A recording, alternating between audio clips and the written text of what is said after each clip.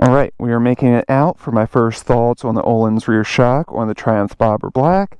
Came to this nice scenic location in Kings Landing Park, but if you guys are interested in watching today's riding video, stay tuned, I'll have it posted next. This video is focusing on my first thoughts of the shock, and I have to say my first response that I get from a lot of people when I first posted this is the fact that they say it's reversed from the factory shock, which yes, that is true.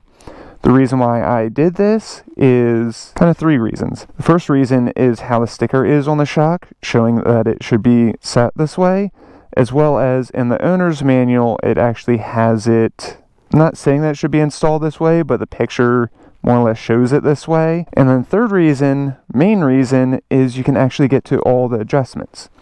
So it can reach right in here, get to the rebound, adjust that on the fly, and then you can get to the preload to adjust it without having to take the seat off. I personally just took the seat off because these 3 bolts pop it off, adjust it, put them back on, don't have to torque them, and just see how the preload is. If you need to adjust it some more, you can just take them right back out. So that's what I chose to do. The first couple rides, I just threw the shock in there, rode it with the factory adjustment that it came out of the box, and I do have to say that it was kind of underwhelming because I don't know if it's from doing the new gearing only 2 weeks before that, but the rear gearing was way bigger of a difference than the rear shock was. So I don't know if that kind of threw off the anticipation and, I don't know, excitement for it. I do have to say it actually kind of felt more so like the rear shock, just less rebound, which is kind of almost weird to say. But for being 200 pounds and 6'1", I don't know, didn't really feel like a big difference to me at first. This is, granted, my first ride since I did readjust this, so it has about twice the gap that it had here. Thus far, we're about 20 miles in. I have to say I really like it.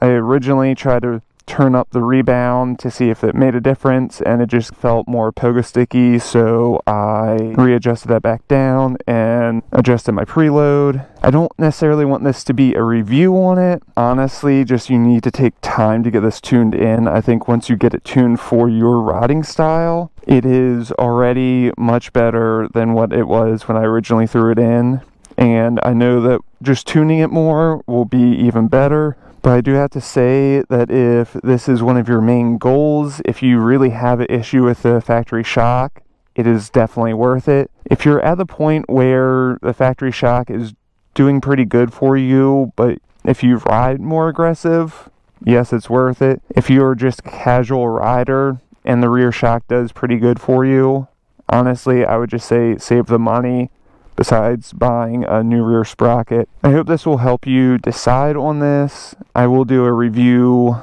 once I feel like I have a more quality review on it. Like I said, have maybe 150 miles on this and don't feel like I have a solid review because it's not quite set up to how I would want it.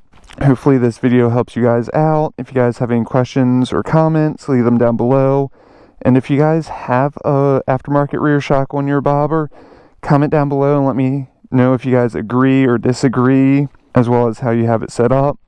If you guys have liked this video, please give me a thumbs up and subscribe, and I will see you guys next time.